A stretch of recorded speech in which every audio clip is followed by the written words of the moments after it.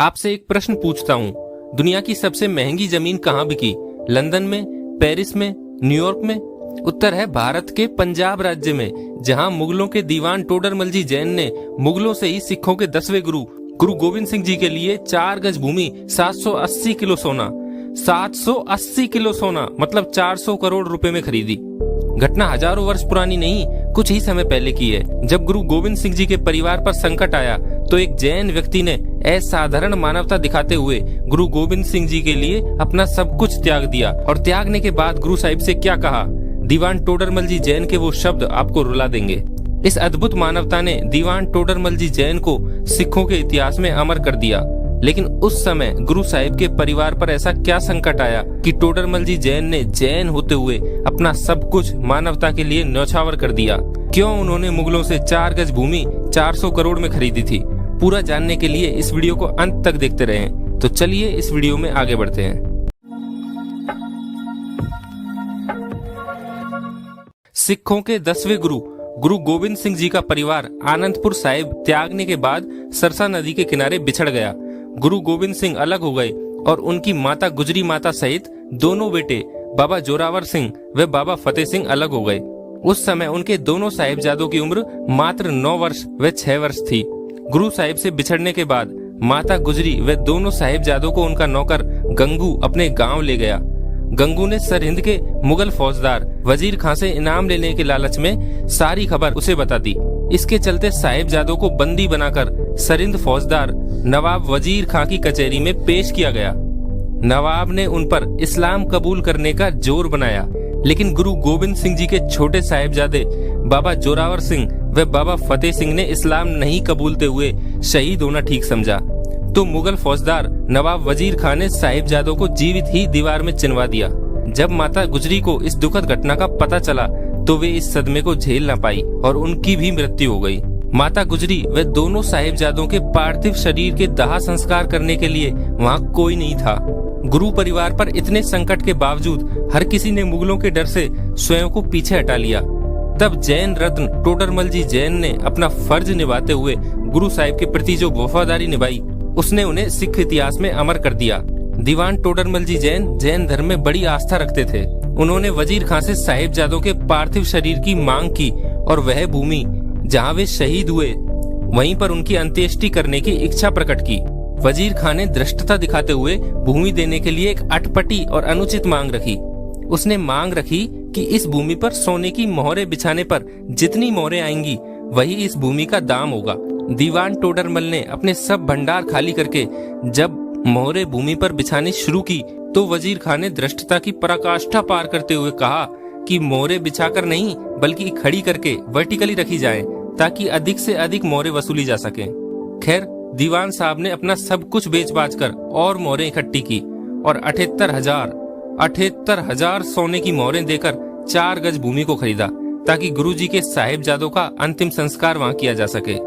विश्व के इतिहास में ना तो ऐसे त्याग की कोई और मिसाल मिलती है और ना ही कहीं पर किसी भूमि के टुकड़े का इतना भारी मूल्य आज तक चुकाया गया। लेकिन आगे और सुनिए, अभी बहुत कुछ बाकी है और आगे बढ़ने से पहले इस वीडियो को लाइक जरूर कर दें।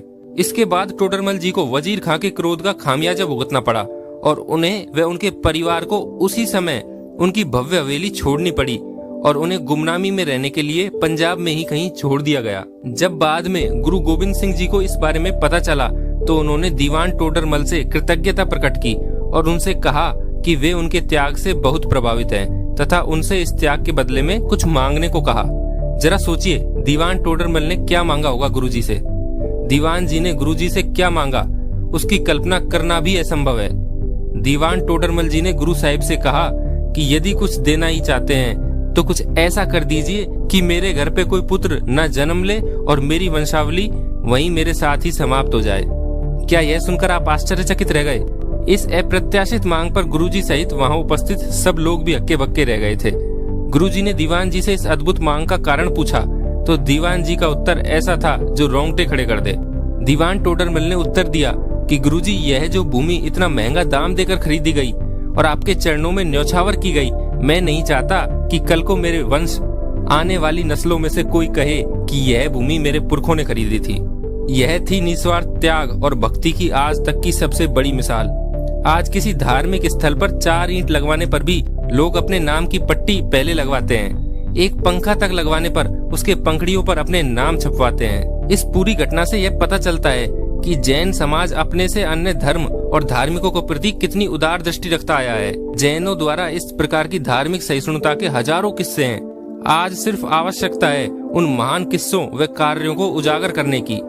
आज सांप्रदायिक द्वेष के कांटों भरे पेड़ों को ज्यादा सींचने के दुर्भाग्यपूर्ण माहौल के बीच इस प्रकार के उदाहरणों को प्रेरणा एवं सामाजिक सौहार्द के लिए आपके सामने रखना ज्यादा आवश्यक हो गया था। मित्रों, आप भी एक काम कीजिए, इस वीडियो को अपने सभी जैन ग्रुप्स व मित्रों के साथ शेयर करें। और यह वीडियो आपको कैसी लगी नीचे कमेंट करके बताइए। और यदि ये वीडियो आपको अच्छी लगी तो इस वीडियो को लाइक करके ऐसी ही जैन धर्म से जुड़ी वीडियो देखने के लिए मेरे चैनल तुषार जैन को सब्सक्राइब कर लें। धन्यवाद। विश्ववासियों को ये बताना चाहता हूँ, संसार के लोगों को, कि आज का दिन बड़ा मुकद्दस दिन है दोस्तों।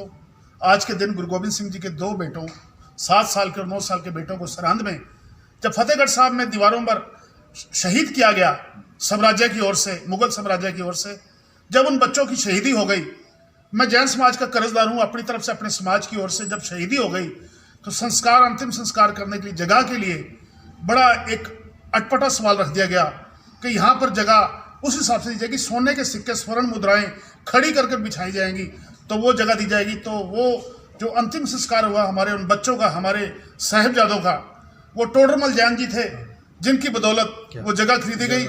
मैं जैन समाज का ऋणी हूँ, कर्जदार हूँ। मैं व्यक्तिगत तौर पर और मेरे पंथ के लोग टोडरमल जैन जी के, जिनकी याद में आज फतेहगढ़ साहब में टोडरमल जैन बहुत बड़ा हाल है जहां पर कथा कीर्तन होता है। हम जैन समाज के ऋणी हैं, कर्जदार हैं कि हमारे गुरु गोविंद सिंह जी के साहिबजादों के लिए उन्होंने जगह स्वर्ण मुद्राएं बिछाकर नहीं, खड़ी कर कर दी थी।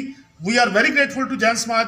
दिल से, तहे दिल से हम शुक्रगुजार हैं। जैन समाज के हम ऋणी हैं, कर्जदार हैं। जैन समाज के नाम उसी बात के लिए 4 पंक्तियां आप सब लोगों की नजर अर्ज करता हूं कि मैं वो सरदार हूं जो बात छुपाकर नहीं करता, खुलेआम करता हूं। मैं वो सरदार हूं जो बात छुपाकर नहीं करता, खुलेआम करता हूं। लाखों लोग मुझे सत श्री अकाल कहते हैं, मैं करोड़ों को राम राम करता हूं।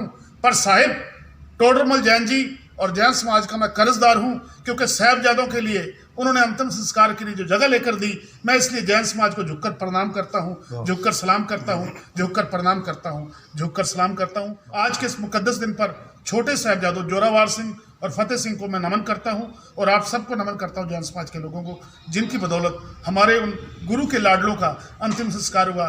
धन्यवाद, शुक्रिया, मेहरबानी।